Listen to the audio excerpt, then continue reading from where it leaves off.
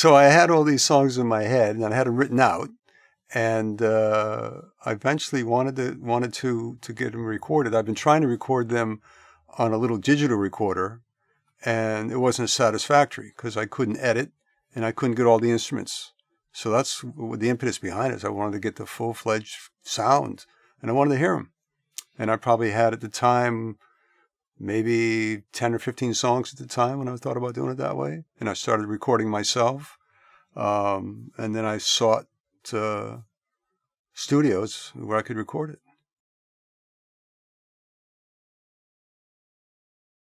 There were certain things that occurred in the family that become very, I don't know, not traumatic, but meaningful, I guess, or impactful, and those kind of stick with it. And then you bring it out in the song to get it out of there, kind of a way to get to express it better through a song. So I predominantly around my mother, because she had such a trying childhood, like we mentioned in the songs, where her mother had died when she was just 3, and then her father took off and came back, and they went to Georgia, and they lived a sharecropper's life, and she never had shoes, and so there's a lot of, really dramatic and traumatic things that happened. So there's a lot of stories about her in there, but other stuff too. My mother was born in Texas in 1923, named after her mother because she was born on her mother's birthday. And her name is Lona Josephine Davis. Lee was her name, and she was named after her mother, and her grandmother's name was Josephine. And she, through her life, she pretty much went by the name of Joe. Growing up, Asa, in terms of Asa's Blues, was her father, and he, I don't know when they went to Texas, but his family's a lot of, not him particularly, but they're fairly well-educated bunch of people there. They're judges and some attorneys involved in his side of the family, so he was kind of the black sheep in that regard. He was involved early on with ranching in the oil business back in Texas. On her mother's side, they were, I guess you call them dirt farmers, but they had cotton and sheep, and they had contracts with the federal government during World War I to get the wool from the sheep, and then it's cotton for other stuff. And then later on with the penitentiary system with Texas, getting clothes for the prisoners, they would stock up for that. Papa Joe Fritsch is my wife's grandfather, as I said, grandfather-in-law, and pretty colorful guy. He was a carpenter by trade and really good at math. He liked numbers and was always good at figuring stuff out. Being a product, he was born in 1905, but being a product of that Depression era, he didn't care much for the frivolity of life. He was down into just the essentials, thank you. So he would just, whatever clothes he had, he'd wear. And I think I mentioned in before, was if a sock was no good, he'd match it up with another sock, because no sense throwing away a good sock, right? I mean, that's the way it was back then. It was crazy.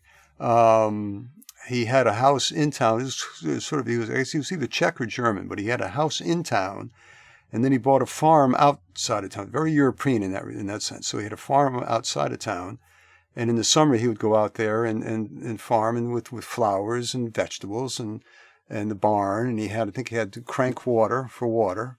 And I think he had an outhouse, and he just lived out there all summer and farm, and save. As we mentioned before, he saved his money. He was a carpenter by trade, and he just saved. He'd walk around looking like a pauper and saved his money, but he could lend you, like I said, $100,000 in a heartbeat. Just boom, here you go, 6%, and he would lend his money to his kids, and that's the way he avoided some of the stuff, and he'd get the interest back, and he's lending to people he trusts, which were his kids. And how much money did he end up with? I can't say millions of dollars, but he was definitely a $100,000 considering, how hard he worked, which wasn't bad, to the point where even the great grandchildren some of them were getting upwards to $20,000 inheritance as long as they reached the age of 30. He didn't want them to blow it when they were in their tweens.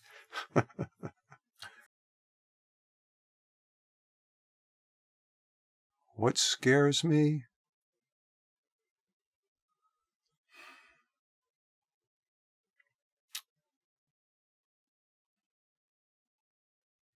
I don't know.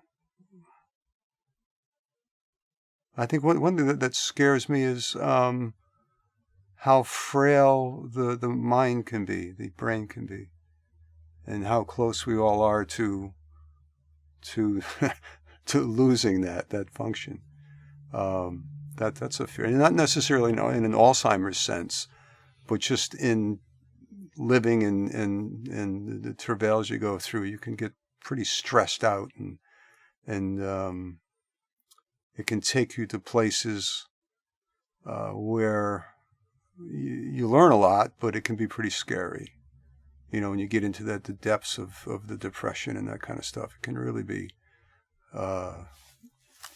that's scary. Yeah.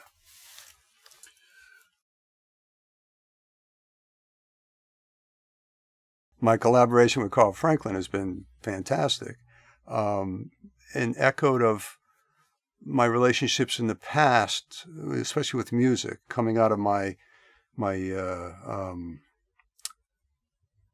sensory deprivation. So I've always been fortunate to find people with really good ears who can play and sing really well. I've just had a knack for finding those people, or they find me because they want to help. I don't know. But going back to a good friend of mine who's passed away recently, with Dave Stumpo, who's out of Philadelphia, perfect pitch, played piano, played bass, played guitar, could sing, could write, and also with other bands I was involved in, I always had those folks that were really good musicians and had good ear, and Carl falls into that category of, oh, gee, look, I found another guy who's got perfect pitch and could do all this stuff. And we started playing, and I think similar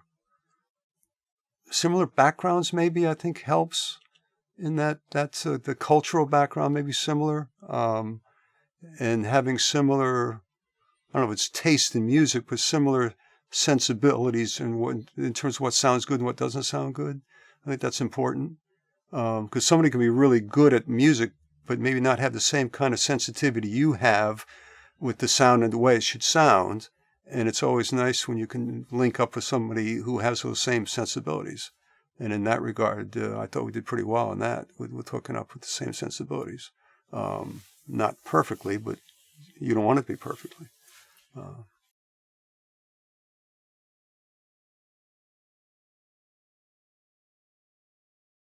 All the songs turn out differently than I originally imagined they would. Some more dramatically or drastically than others. Certainly the ones that I'm just performing myself come out nearer to what I thought they would sound like. But when you start bringing in other musicians to play it and other ideas, because of the instrumentation that can provoke other ideas in me and how I write it, so that changes everything. And somebody's voice may change what I think it's going to sound like, or how the words are pronounced and how they're phrased. It could be the same collection of words, but they could phrase it differently than I would phrase it.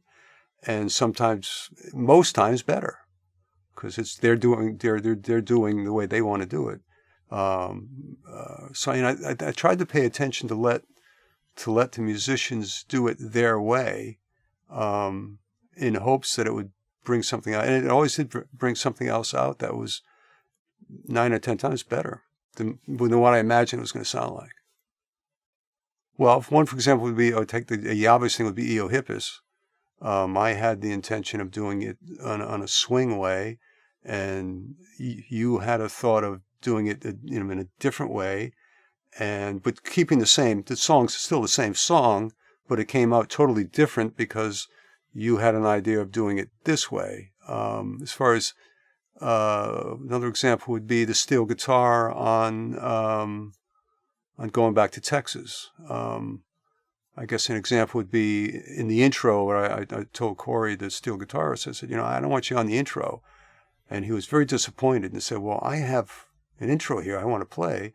And I said, well, okay, let's hear it. And we kept it because it sounded that good. There's a couple examples of that.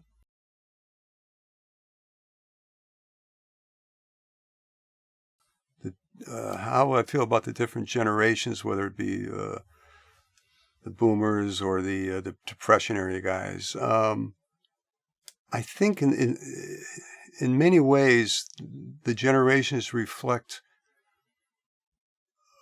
a part of you, because each generation puts a mark on you, and then you kind of go along with that. And so it's kind of, the boomer is the boomer. It's the dominant personality, but also there's a lot of Depression baby stuff that I do, and Gen X and Gen Z, my son's a millennial, and I get that. So I start thinking the way they might think, and then all that comes out in whatever situation I am. But the dominant would be the boomer. But certainly, there's other generations that I am attracted to, or they've fused into my personality. Certainly,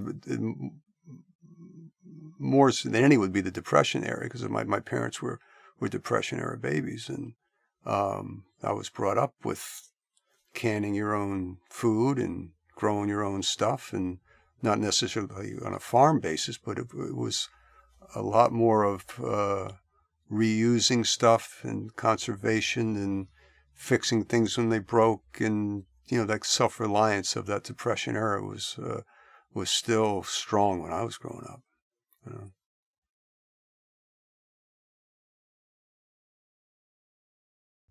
Writing 60s Redux,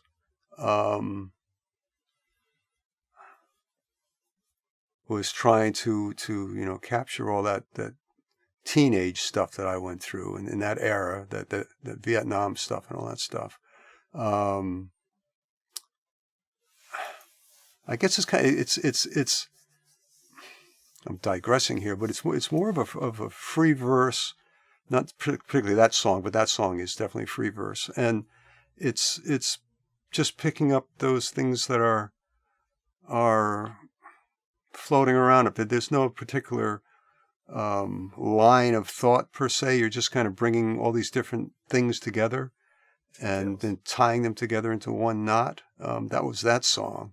And also trying to make it not just frivolous, trying to give it some meaning, where you do experience the assassinations in that era, and the fear of going to war as a kid and being drafted, trying to get that across in there. So all those things that affect you psychologically. And then the loss and the madness of it all. And then also the fun with, I cite, Steve McQueen and that kind of stuff. It's kind of fun.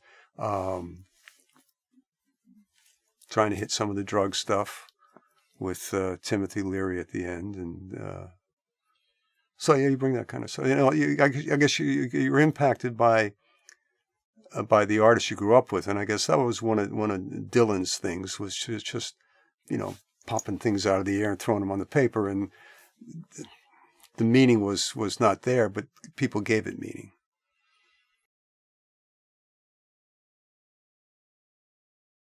What would I say to the younger guys growing up, younger generations? I guess I'd recount what my grandfather said to me. My paternal grandfather was, just be happy, don't get too bogged down in stuff, try to enjoy it, and don't get too concerned about the current events.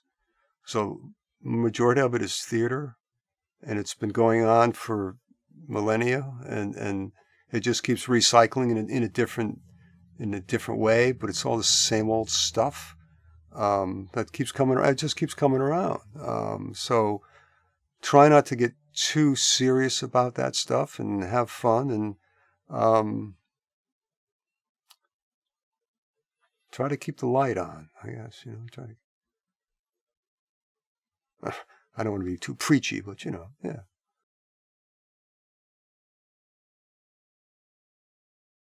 When I'm writing the songs, I'm not trying to convince people of what they should think and how they should think. I'm just putting out.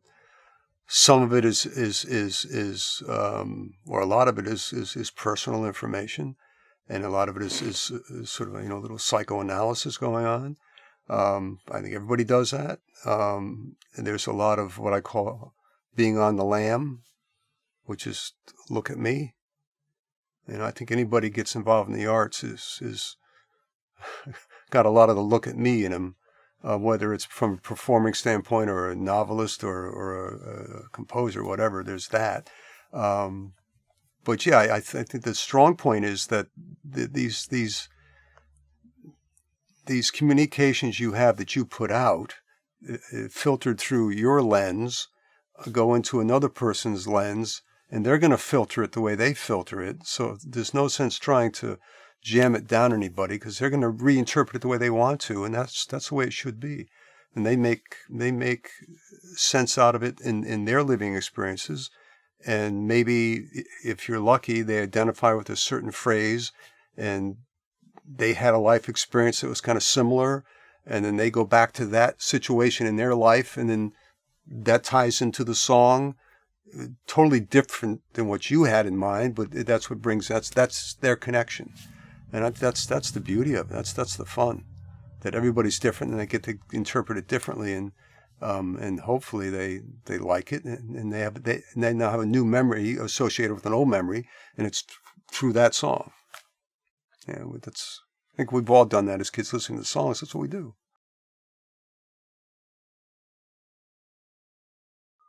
Well, I'd like to talk about the musicians that were involved, and how thankful I feel about having the level of musicianship we've had. It's I'm not worthy, but they're so good. There's such good talent out there, and they take it up a notch, and I hope that is something that comes through in the final product. That we're not dealing with quote unquote the teenage garage band. These a lot of musicians here are very serious players, and they're really good at what they do, and it's wonderful to have them playing. It's great. That's been a real blessing.